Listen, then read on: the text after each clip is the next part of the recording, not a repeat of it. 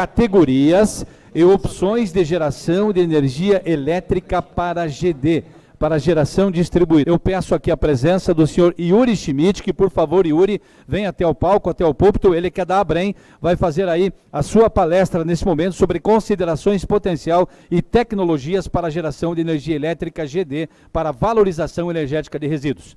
Tenha bondade, Yuri, por favor, vamos aplaudir o Yuri aqui, gente. Boa noite a todos. Satisfação enorme estar aqui com vocês, poder compartilhar um pouco do nosso conhecimento e de um mercado que está sendo desenvolvido no Brasil, potencial mercado de mais de 140 bilhões de reais, somente tratamento térmico de resíduos. Nós temos um potencial de investimentos, se considerar somente um cenário aí de 58% do lixo urbano do Brasil, daria já 78 bilhões. Então, é um mercado robusto, é um mercado pouco desenvolvido, mas que há um grande potencial e que a Abrem tem trabalhado com muitos esforços para desenvolver esse potencial que o Brasil tem. A Abrem, para quem não conhece, ela integra o Global Waste to Energy Research and Technology Council, WTRT, mundial, então é uma instituição de academia e pesquisa proeminente que atua em 17 países, nas 17 maiores economias do mundo e também no Brasil. Eu também sou o presidente do WTRT no Brasil, então a Abrem também agrega o conhecimento acadêmico junto com a sua associação.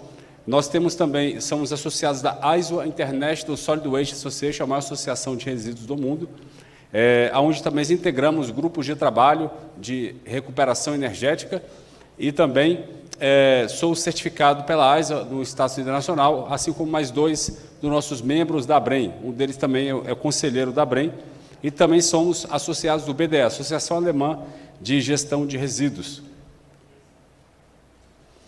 Falar um pouquinho dos associados da Abrem. A Abrem cresceu bastante, muito com a ajuda também da própria FRG, o Grupo FRG que promove o nosso Fórum Valorização Energética de Resíduos, e já participamos de várias, eu já participei de várias edições aqui do Fórum GD, e a BGD também é parceira da Abrem na coalizão Valorização Energética de Resíduos. Então nós temos uma história comum, por isso estamos aqui para falar desse assunto tão relevante, vocês que investem no setor elétrico em geração, poderem conhecer um pouco dos nossos associados. Um deles é a Babcock & Cox, uma empresa de mais de 150 anos, líder mundial em caldeiras de termoeletricidade, e eles têm uma linha de térmicas renováveis, são as térmicas Waste to Energy, conhecidas, são térmicas a combustão, a incineração, com tratamento de gases. Eles também fazem a captura do carbono e de usinas térmicas. Então, se você pensar em térmicas também a carvão, as térmicas a carvão deles são carbon negative, ou seja, não tem emissão de CO. Você captura praticamente, completamente esse CO. Isso é possível hoje. Infelizmente, o governo federal lançou térmicas sem esse sistema de captura, né? Já deveria ter pensado nisso, mas é possível sim. A Babcock tem mais de 500 caldeiras do Waste to Energy de operação em todo o mundo, uma empresa americana que opera em vários continentes, associada da Abrem. O Grupo Lara desenvolve uma planta de 80 megas em São Paulo, que vai custar quase 2 bilhões de reais, tratar o lixo de 3 milhões de habitantes, no município de Mauá. A Renova, os maiores produtores do Brasil de CDR, combustível derivado de resíduos de origem industrial. O CDR é utilizado para o coprocessamento para a produção do clinker, em substituição ao combustível fóssil. Então, outra alternativa de geração de energia a partir dos resíduos. Celel Redes, conhecido como transmissora e eólica, que também desenvolve projetos de Waste to Energy. A Nova Ambiental também produz CDR, Alternativa Ambiental, Ecoprimos. A Veolia, ela se juntou com a Suez recentemente, se tornou a maior, já era a maior empresa de saneamento do mundo e hoje maior ainda. A Veolia é uma operadora, uma concessionária, ela opera 5 aterros no Brasil, mas mundialmente centenas de plantas Waste to Energy. A Hitachi Zosinova, ela é fabricante e epicista. Então, ela é líder mundial em Waste to Energy, são mais de 600 plantas construídas em todo o mundo. Dentre elas, 150 são de biodigestão anaeróbia, a partir de resíduos urbanos. E da agropecuária também. Tem a Saci Concessões, outra operadora também de concessões, Waste to Energy ao redor do mundo, empresa espanhola que atua no Brasil.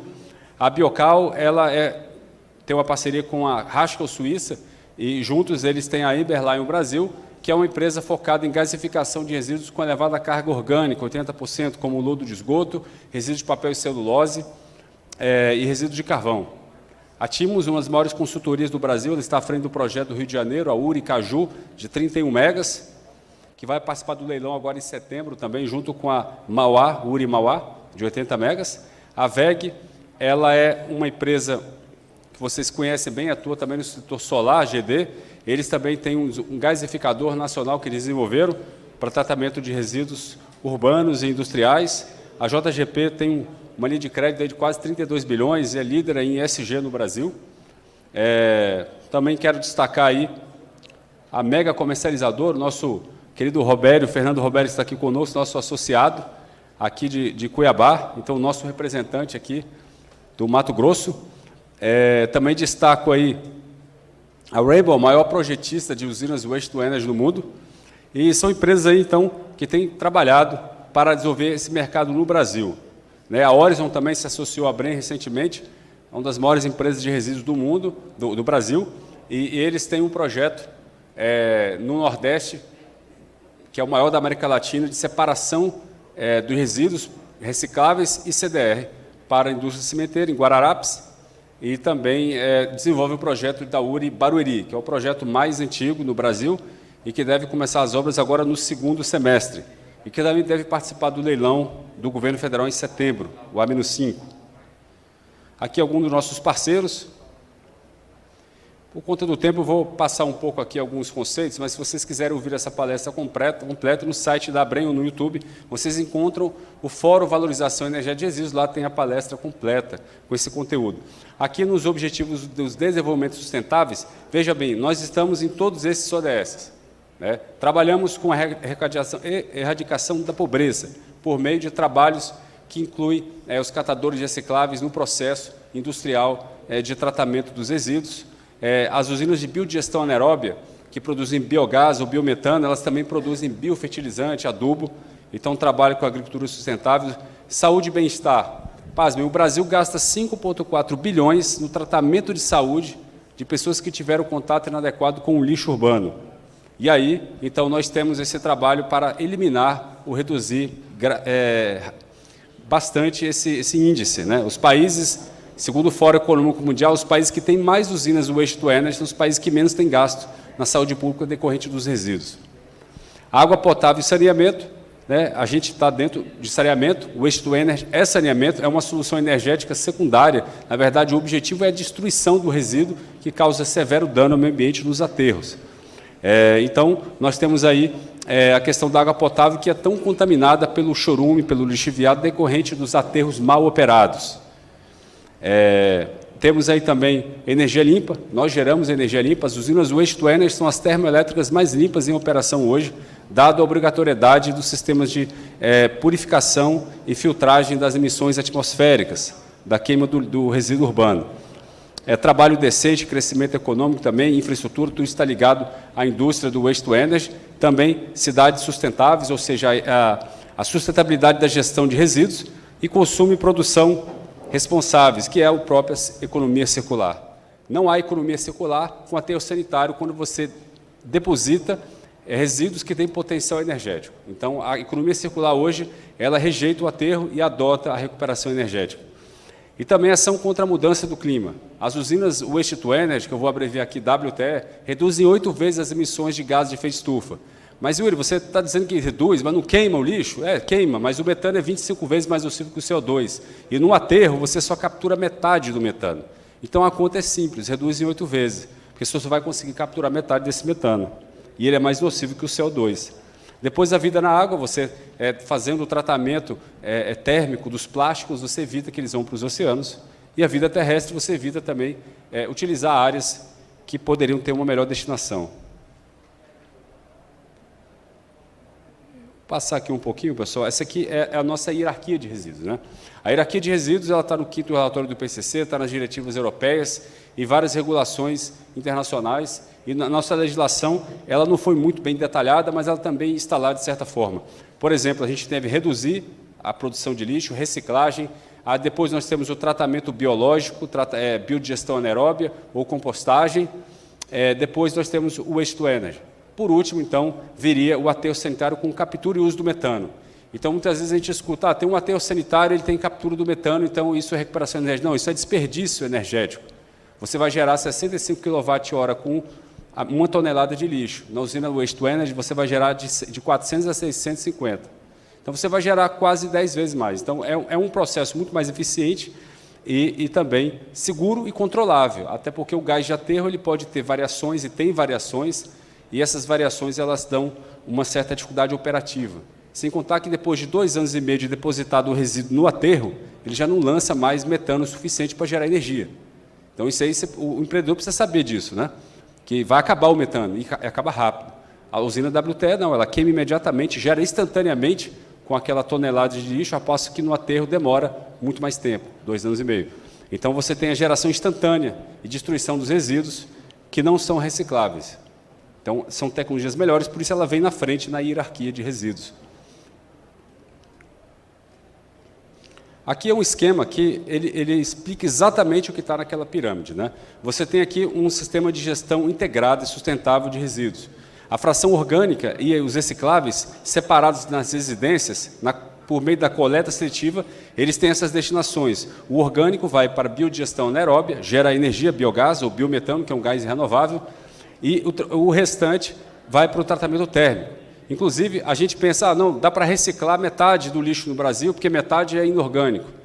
Olha, na Europa, onde 15% é orgânico, eles reciclam 25%, na melhor das hipóteses. Se lá com 15% é 25%, vamos fazer uma regra de 3, aqui no Brasil, com 50% de orgânico, que é a nossa média, a gente reciclaria 14%. E o que a gente faz com 86%? A gente manda para o Waste to Energy. Essa é a melhor solução. A gente tem poder calorífico e ele ainda recebe a fração orgânica, não tem problema algum. Tem sistema de secagem, tem tecnologias que recebem o lixo úmido. A China tem mais de 400 usinas em operação e o lixo lá é igual ao nosso. Então, não há um problema tecnológico, nem de umidade e muito menos de viabilidade econômica. Tudo isso aí é possível mediante projetos bem elaborados. E, assim, o que sai do Waste to Energy? A gente tem aí de 2% a 3% são metais que são recuperados, só seriam recuperados com esse processo. A escória é de 10% aí a 12%. A escória você pode usar para pavimentação, construção civil. E temos ali também as cinzas volantes, que é 2% a 3%. 1%, na verdade, em volume. Né? É o que importa para um aterro, é o volume, não é o peso. Então, 1% é o que vai sobrar desse processo. São as cinzas volantes que vão para o aterro classe 1. Tem metais pesados, mas são resíduos inertes, ou seja, não poluem o meio ambiente, não causam um problema de degradação. Aqui essa foto é a usina de Copenhague, na Dinamarca, é a maior pista de esqui artificial do mundo, em cima da planta. É um exemplo de sustentabilidade. Você que visitar Copenhague, você pode visitar essa usina. E ela é a usina da Babcock & Cox, associada da Brem, projetada pela Rainbow, outra associada da Brem também. Essa usina ela também tem o maior sistema de eficiência no tratamento de gases, estão instalando um sistema de captura de carbono nessa planta. E os benefícios, né? Eu já disse alguns, eu acho que o principal aqui é que a gente tem que considerar que o Brasil ele emite 4% do total de gases de efeito de estufa. Saiu agora o primeiro relatório do GT1, do AR6, que é o relatório número 6 do painel climático da ONU, vocês devem ter visto no jornal, isso mostrando como está insustentável as emissões de gases de efeito de estufa, a necessidade de energia renovável, e a gente sabe que a energia solar ela precisa de complementariedade, assim como a eólica e outras renováveis. Então, as usinas Waste to Energy elas não competem com a solar, elas são complementares. É uma usina que opera na base, 93% de fator de capacidade, e ela vai dar estabilidade e confiabilidade ao sistema elétrico. É uma usina que opera o ano inteiro, só tem parada programada para manutenção de 1 a 2 semanas ao ano. Então, são tecnologias maduras, operam há mais de 30 anos, com essa confiabilidade de mais 8.000 horas ano. E são térmicas, o que é bom, porque são térmicas renováveis, né? Então, isso tem que ficar claro para vocês que estão no setor elétrico. Aqui são o número de usinas, né? A gente tem aí mais de 1.000 plantas no Japão. O Japão tem muita planta pequena de gasificação e pirólise. E qual a diferença? Incineração é combustão, presença de oxigênio. A gasificação é pouco oxigênio dentro de um reator, gera gás de síntese, você queima o gás de síntese, gera energia elétrica. E a pirólise, ela não tem oxigênio. Basicamente, são essas as diferenças tecnológicas, só que a incineração, como vocês vão ver aqui, ela domina o mercado mundial, né? Por questão de custo e benefício. 98% das plantas do mundo são de incineração, ou por grelha de combustão ou por leite fluidizado. Então, é um processo tecnológico eficiente que tem sido adotado aí, até no Japão, eles estão adotando mais o waste-to-energy por grelha móvel do que as outras tecnologias, que ficaram um pouco caras comparados com essa. Olhando aqui, nós temos os projetos no mundo, né, no Brasil. Desses projetos aí, 3 estão com licença prévia e estão concorrendo no leilão. Um está para conseguir, que era o Concimares, e a Baixada Santista não estão correndo para conseguir a licença prévia para o leilão agora em setembro. Então, nós temos aí um total aí de quase 200 megas participando do leilão. Então, é um mercado que realmente tem atraído muitos investidores. Falando um pouco de CDR, nós temos aí no Brasil já 38 fábricas com licença ambiental. Então, é um processo mais barato, que você já tem a fábrica, basta vender o CDR. Então, o CAPEX é muito menor. Mas, em comparação, você também tem que estruturar projetos de separação de recicláveis e você não tem um contrato de longo prazo para financiar o seu separador. Então, tem essa complexidade, mas o Brasil tem um potencial muito grande. Países como a Alemanha, a Áustria, a Polônia, a França substituem muito mais que o Brasil. A gente substitui só 16,2%. Para fazer cimento, a gente tem que produzir primeiro o clinker. O clinker é misturado com outros materiais para fazer o cimento. E o clinker, para produzir ele, você precisa de petcock, combustível, ou carvão, ou petcock, ou combustível alternativo. Dentro dos combustíveis alternativos, que é o CDR, a gente pode ter teixo, pneu, resíduos perigosos, biomassa, terra contaminada com hidrocarboneto, lodo de esgoto, resíduos agrícolas. Então, a gente tem uma série de outros resíduos que podem ser esse CDR. E também o resíduo urbano, né? Olhando aqui o potencial de valorização energética do resíduo no Brasil. A gente fez um potencial olhando as 28 regiões metropolitanas do Brasil com mais de 1 milhão de habitantes e somamos a isso 62 cidades com mais de 200 mil habitantes, que não estão dentro das 28 RMs. Então, nós chegamos aí a um estudo hipotético, cada espaço, cada município vai ter a sua configuração, mas no estudo hipotético que nós consideramos, aí teria aí 60% seria mass burn, né, que é o waste to energy, 22% CDR, 12% biogás, 6% a reciclagem. Olha que o Brasil recicla 2% hoje, então essa é uma meta muito boa para a gente atingir. Então, a gente teria 287 plantas nesse cenário, 79 bilhões em investimentos e a redução de 64 milhões de toneladas de CO2 equivalente por ano. Isso representa 192 milhões de árvores ou o município de São Paulo, todo ano. Então, é uma redução significativa de gases de efeito estufa que a gente promove. Não somente da redução da extração do metano, quer dizer, da eliminação da produção do metano com o aterro sanitário, mas também com a substituição térmica. Você está deixando de gerar um combustível fóssil para uma térmica limpa e renovável. Empregos diretos aí, 15 mil empregos diretos sendo gerados nesse cenário de investimento. Aqui é o esquema, né, do que a gente comentou antes.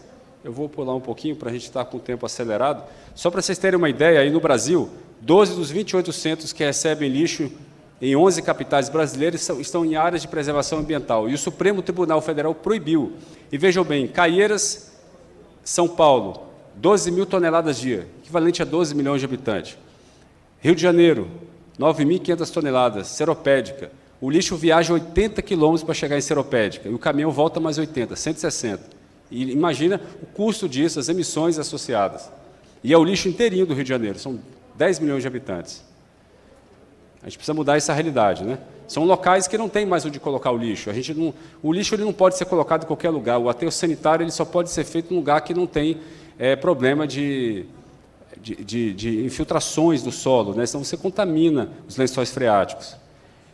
Eu vou acelerar um pouquinho. Eu quero mostrar aqui para vocês um dado interessante. Aqui é um pouquinho das 28 RMs, né, que a gente conversou. A gente pode gerar até 3% da demanda nacional de eletricidade com esse cenário que a gente estudou. A gente tem aí um custo que a gente precisa hoje de R$ 600 o megawatt-hora para viabilizar essas usinas com o preço que é pago hoje para um aterro sanitário, que é R$ 100 a R$ 120 por tonelada. Ou seja, o waste to energy, o lixo não vale dinheiro, o lixo custa dinheiro. As pessoas falam, não, vou te dar o lixo, você gera energia. Não, você tem que me dar o lixo, me pagar para mim tratar esse lixo. Porque se você for enterrar, você vai pagar também. Então, o custo do lixo é negativo, esse é o primeiro ponto. E é uma fonte de receita. No Brasil, a gente precisaria estar pagando R$ 400 por tonelada, mas nenhum prefeito vai assumir de 100 para 400 do dia para a noite. Então, a gente precisa trabalhar isso, uma política pública que gradualmente eleve esse preço para que a gente tenha uma melhor alocação de custo, onde o setor elétrico não tem que pagar essa conta. Então, esse é o objetivo. Nós temos aí os custos evitados. Então, antes da gente achar que está caro, a gente tem que olhar o que é evitado com esse valor. Por exemplo, se eu contratar essa planta, eu vou evitar R$ 300 o megawatt-hora no transporte do lixo. A doutora Leontina da USP fez um trabalho de quantificar o preço efetivo, transformando ele em megawatt-hora. Então, a gente teria 37 no transporte de energia, porque a gente é geração distribuída, gera direto na rede de distribuição, e R$ 150 na saúde pública.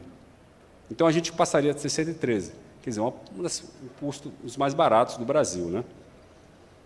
Então, como é que a gente trabalha isso? Com a taxa de aterro, cobra uma taxa do aterro. Além do aterro pagar, né, pelo custo operacional para o empreendedor, pelo lucro razoável, a gente tem aí uma taxa. Então, você vai pagar uma taxa que é revertida para o tratamento, a reciclagem e o tratamento térmico ou biológico. Os países que mais têm mais taxa, tá em verde, são os que menos têm aterro no mundo. Então, isso funciona. A gente tem aqui um exemplo, por exemplo, o que o nosso Plano Nacional de Resíduos Sólidos, que demorou 10 anos para ser feito, ele indica acabar com os lixões e aterros controlados em preto até 2023 e reduzir os aterros, 15% ali é o waste to energy, 34% é reciclagem e tratamento biológico. Esse é o nosso plano muito tímido, para dizer sincero, um plano muito ruim, mas é o que temos, né? Em 20 anos a gente quer realizar isso aí. E no nosso plano tem 2 parágrafos para realizar isso, ou seja, nada. De planejamento não tem absolutamente nada. É um plano para continuar como está, né? Enterrando o lixo. Agora, olhando para a Inglaterra, a gente aprende um pouquinho, Reino Unido, né? Eles começaram em 1996, com 7 euros por tonelada. E aí, agora, já em 2018, foi para 94 euros por tonelada. Quase proibitivo, né? Você usar aterro lá no Reino Unido. E você olha exatamente o efeito disso, né? O waste to energy, que era 5%, passou para 38%. Depois, a gente tem aí 6% em verde da reciclagem de material indo para 27%, o aterro caiu para 14%, e a reciclagem aí orgânica, 17%. Então, esse é o efeito da taxa do aterro. E é justamente o que a gente desenvolve aqui. Criar uma taxa a partir de 2024, ou seja, quando supostamente os lixões e aterros controlados acabarem no Brasil, para que não impeçam que essas áreas tenham aterros sanitários, e a gente consegue instalar essa taxa, e depois, lá em 2029, a gente já tem um preço aí de R$ 281 o megawatt-hora em azul. Então, isso é isso, meus queridos, mas eu tenho mais um ponto que eu queria comentar com vocês, a geração distribuída, né? A geração distribuída que a gente conhece da Resolução 482 da ANEEL, de 2012, alterada em 2015, que abriu para o autoconsumo remoto, ela foi feita por resolução. Ela tem amparo na lei? Tem uma lei que ampara essa resolução? Não tem. Ela foi feita, criou-se direitos, obrigações, isenções de encargos e tributos sem base legal. O TCU apontou isso como ilegal. Então, eu concordo também como advogado, mas a gente tem uma geração distribuída que está na lei, né? Ela é a lei 10.848, com alteração de 2015, ela tem lá uma geração distribuída, que 10% da demanda das distribuidoras de energia elétrica podem ser contratadas por chamada pública. Então, não precisa de licitação. A distribuidora simplesmente vê esse ponto aqui eu preciso de energia, esse ponto eu preciso de energia e esse aqui também. Então, eu vou contratar fontes aqui nesses pontos. Então, a distribuidora pode fazer isso no planejamento. E se ela pode, por exemplo, eu preciso de térmica aqui, então ela vai contratar uma térmica para aquele ponto. E lá tem valores de referência. A portaria 65 de 2018 do Ministério, que também demorou 3 anos para ser editada, ela tem valores de referência. E o que a ANEEL fez? A ANEEL pegou esse processo em dezembro de 2018 e colocou em voto vista. O Sandoval pegou em voto vista e nunca mais devolveu para a pauta, durante todo esse tempo, desde dezembro de 2018. Nós peticionamos na ANEEL, impugnando a nota técnica que eles lavraram, porque eles disseram que os valores de referência não seriam mais aqueles, seria uma média que não pode passar de 420, e todas as fontes concorrem entre si. Bom, solar ia gostar, porque só ia viabilizar solar, né? Se todas as fontes concorrem entre si, não ia ter espaço para biogás, para outros tipos de térmicas, para outras fontes que são importantes para o objetivo da norma, que é a descarbonização e a estabilidade do sistema elétrico. Então, isso realmente perdeu um pouco o sentido, e a gente não viu nem a solar sendo viabilizada, porque vocês têm um instrumento muito melhor, que é a 482, né? Então, o fato é esse, que a regulação falhou, e aí a gente trabalhou firme, a ABREM, com a ABRAPCH, nós passamos aí uma alteração normativa no projeto, na lei de privatização da Eletrobras, que agora é lei, já foi sancionada. Nessa lei, há alterações profundas no artigo 2º da Lei 10.848, de modo que Lá agora está descrito as fontes, está dizendo que a distribuidora pode fazer a chamada pública e escolher a fonte que ela acha que precisa para aquele determinado finalidade que ela está buscando. E mais, quem calcula o preço da energia é a EPE e o Ministério autoriza, ou seja, a ANEEL não pode mais calcular o preço da energia, né, como ela fez. Então, isso é um avanço, eu espero que isso seja regulamentado em breve, a gente tenha mais um produto, uma forma de contratar energia elétrica. As distribuidoras possam, então, contribuir para o planejamento setorial, e a gente não tem essa crise energética que a gente está vendo hoje, onde o governo contrata por preço, não contrata por capacidade, e a gente tem agora que comprar térmica a qualquer preço, né? Isso é um absurdo, né? Então, essas considerações que eu deixo aí, depois para o debate, estou à disposição. Obrigado. Obrigado ao Yuri Schmidt, da ABREM.